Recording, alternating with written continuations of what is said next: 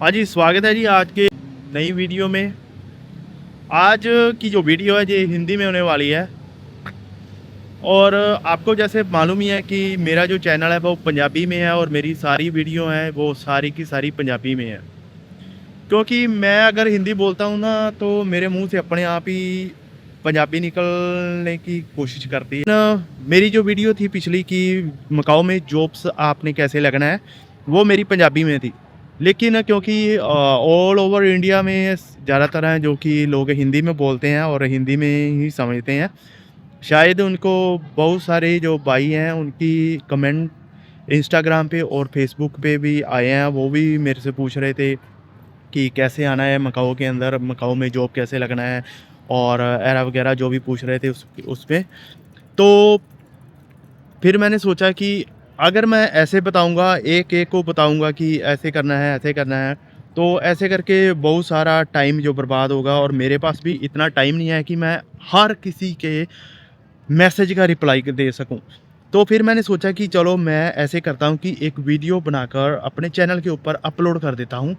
अगर कोई भी मुझसे मेरे से पूछेगा और उसको बोलूँगा कि भाई जाकर मेरी जो वीडियो है आप वो देख लीजिए, उसमें आपको सारी डिटेल वन बाय वन पूरी की पूरी मिल जाएगी। किस तरह से आपने मकाओ में आना है और मकाओ में आने के लिए आपको क्या-क्या कुछ करना पड़ेगा और किन-किन चीज़ों की आवश्यकता है। तो सबसे पहले बात करते हैं कि मकाओ में आने के लिए आपको क्या चीज़ चाहिए। सबसे पहली बात, मकाओ में आने के लिए आपको किसी भी एजेंट के पास जाने की ज़रूरत नहीं है, कोई आवश्यकता नहीं है किसी भी एजेंट के पास जाने की।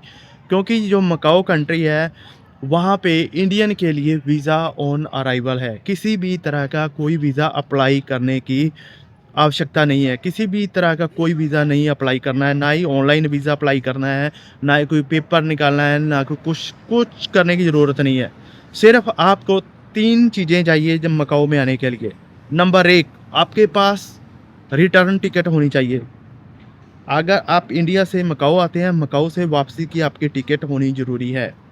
क्योंकि मकाओ एक टूरिस्ट कंट्री है और जहाँ पर आने के लिए आपको रिटर्न टिकट भी आपके पास हो। और दूसरी बात है, आपके पास होटल बुकिंग होना भी ज़रूरी है।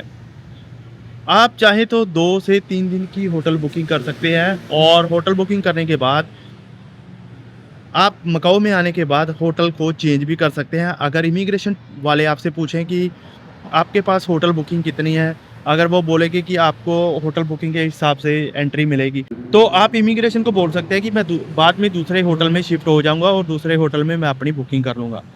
ठीक है? और उसके बाद तीसरी बात, मेन पॉइंट, आपके पास आपका फंड होना भी ज़रूरी है। फंड में आपको कितने पैसे चाहिए? फंड में आपको तकरीबन 1000 से 1200-1300 यूएस डॉलर कम से कम आपके पास होने चाहिए। क्योंकि कभी-कभार जो इमिग्रेशन वाले होते हैं वो आपसे पूछ लेते हैं कि आपके पास कितना फंड है। कभी-कभार वो क्या करते हैं, आपके फंड के हिसाब से आपको मकाओ की एंट्री देते हैं। पहले तो कुछ साल पहले तो मकाओ में एंट्री थी, जैसे कि फर्स्ट एंट्री थी वो 30 डेज़ की थी और 30 डेज़ के बाद आपको आप चाइना में एग्ज़िट हो जाते थे। मकाओ से एग्ज़िट हुए, चाइना में जाकर यू टर्न किया और उसके बाद फिर वापस मकाओ में आ गए तो आपको 20 डेज़ का फिर से वीज़ा मिल जाता था। ठीक है?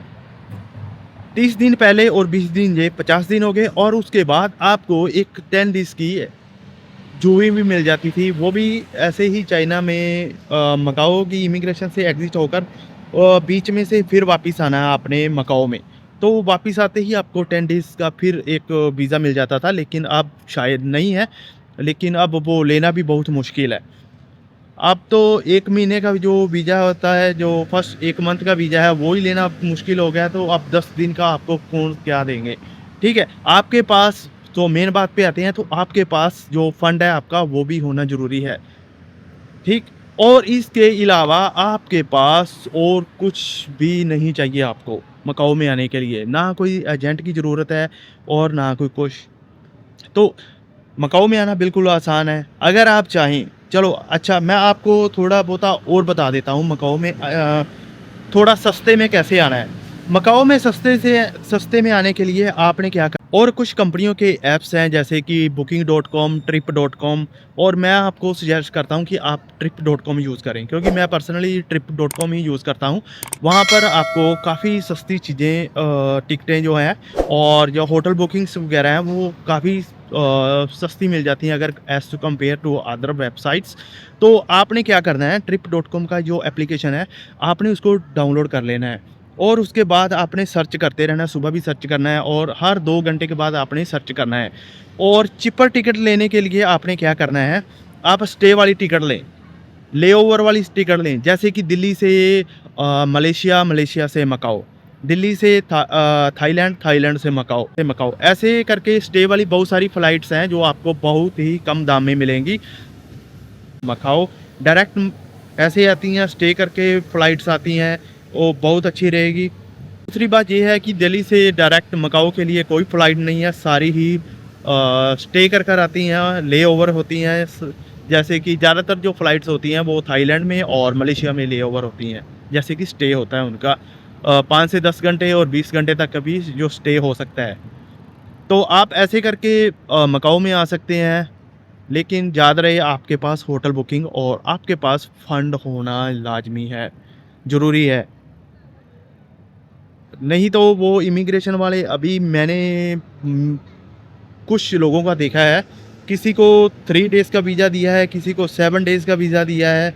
लेकिन कभी-कभार हो जाता है कि मैंने 2-4 आदमी को देखा था, उनको 1 मंथ का वीज़ा मिला था उनको, एंट्री मिली थी।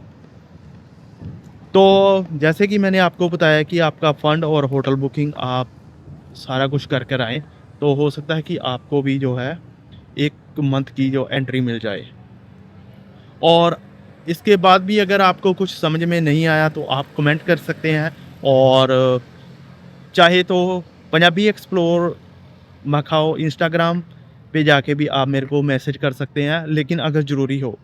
अगर आपको कुछ समझ में नहीं आया तो वीडियो को दोबारा देखें, अच्छी तरह से सुनें और उसके बाद आप इंस्टाग्राम आईडी पे जाके मेरे से कमेंट करके बात कर सकते हैं। तो उम्मीद करता हूँ कि आपको मेरे द्वारा दी गई जानकारी समझ में आ गई होगी हिंदी में। तो चैनल को सब्सक्राइब कर दें और वीडियो को लाइक शेयर ज़रूर कर दें। मिलते हैं जी नेक्स्ट वीडियो में।